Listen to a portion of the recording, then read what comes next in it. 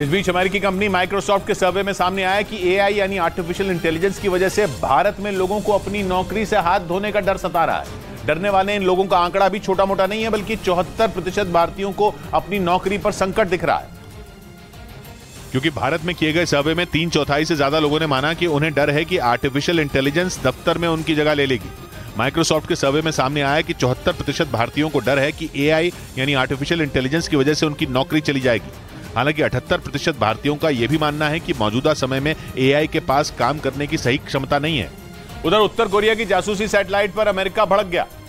पश्चिमी मीडिया का दावा है कि अमेरिका ने संयुक्त राष्ट्र से जल्द बैठक बुलाने की मांग कर दी, क्योंकि ये कोई ऐसी वैसी सैटेलाइट नहीं थी, बल्कि इस सैटेलाइट में बैलिस्टिक मिसाइल का इंजन लगा था जो अंतरिक्ष में तहलका मचा सकती थी। पर ऐसा हो नहीं पाया क्योंकि किम की ये सैटेलाइट लॉन्च के कुछ समय बाद ही क्रैश हो गई। लेकिन किम जोंग उन फिर से इस सैटेलाइट को लॉन्च करने की तैयारी में है और इसी वजह से अमेरिका भड़का हुआ है और उसने उत्तर कोरिया पर बैलिस्टिक मिसाइल के इंजन की तकनीक को सैटेलाइट में इस्तेमाल करने का आरोप लगाया। साथ ही अमेरिका ने दावा किया कि इस सैटेलाइट का मकसद अमेरिका पर हमला करना है, इसलिए अमेरिका यूएन की बैठक बुलाना चाहता है ताकि उत्तर कोरिया पर कड़े प्रतिबंध लगाए जा सकें। इस बीच पश्चिमी मीडिया ने दावा किया कि चीन की चेतावनी के बाद भी ताइवान के अमेरिका के साथ व्यापार समझौता कर लिया, जिसके बाद चीन ने ताइवान को अंजाम भुगतने की चेतावनी दी।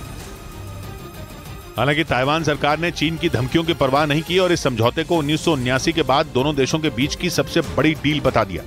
पश्चिमी मीडिया के मुताबिक अमेरिका और ताइवान के बीच व्यापारिक संबंधों को मजबूत करने के लिए यह समझौता हुआ, जिसके तहत अमेरिका ताइवान में बड़ा निवेश करेगा और दोनों देशों के बीच सीमा शुल्क में सुधार किया जाएगा। लेकिन अमेरिका के साथ ताइवान की डील से चीन तिलमिला गया और उसने अमेरिका पर तनाव बढ़ाने और अशांति पैदा करने के आरोप लगा दिए। चीन ने ताइवान को भी इस डील का अंजाम भुगतने की चेतावनी दे दी।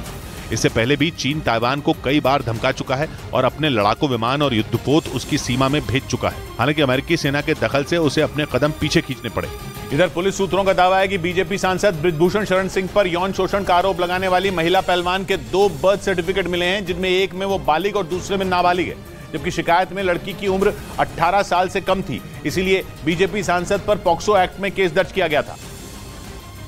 लेकिन अब पुलिस सूत्रों का दावा है कि उस खिलाड़ी के 2 बर्थ सर्टिफिकेट मिलने से मामला उलझ गया, क्योंकि एक सर्टिफिकेट में आरोप लगाने वाली पहलवान की उम्र 18 साल से ज्यादा है, जबकि दूसरे सर्टिफिकेट के मुताबिक वो नाबालिग है। सूत्रों का दावा है कि एक बर्थ सर्टिफिकेट दिल्ली का है जबकि दूसरा हरियाणा का, लेकिन खिलाड़ी के घर वाले इसे मानने को तैयार नहीं है। उनका कहना है कि जिस सर्टिफिकेट में उनकी लड़की बालिग है वो उनकी दूसरी बेटी की है, जिसकी पहले ही मौत हो चुकी है। घर वालों का यह भी कहना है कि दूसरी लड़की होने पर उसका नाम भी वही रखा गया था जो पहली लड़की का था। हालांकि सच्चाई जानने के लिए पुलिस उस अस्पताल के दस्तावेज खंगाल रही है जहां इस खिलाड़ी का जन्म हुआ था। ये भी पता लगाया जा रहा है कि खिलाड़ी की कोई बड़ी बहन थी या नहीं।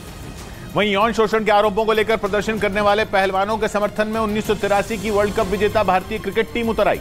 वर्ल्ड कप जिताने वाली टीम के कई सदस्यों ने पहलवानों से मेडल नदी में न बहाने की अपील की और कह दिया कि जल्दबाजी में कोई भी फैसला लेना ठीक नहीं होगा। 1983 की वर्ल्ड कप विजेता भारतीय क्रिकेट टीम के सदस्यों ने पहलवानों का समर्थन किया, लेकिन साथ ही पहलवानों को धैर्य रखने की भी सलाह दे डाली, क्योंकि कुछ दिनों पहले पहलवानों ने अपने मेडल को गंगा नदी में फेंकने की बात कही थी। कुश्ती संघ के अध्यक्ष बृजभूषण शरण सिंह के ऊपर पहलवानों ने यौन शोषण का आरोप लगाया है, जिसकी जांच अभी चल रही है।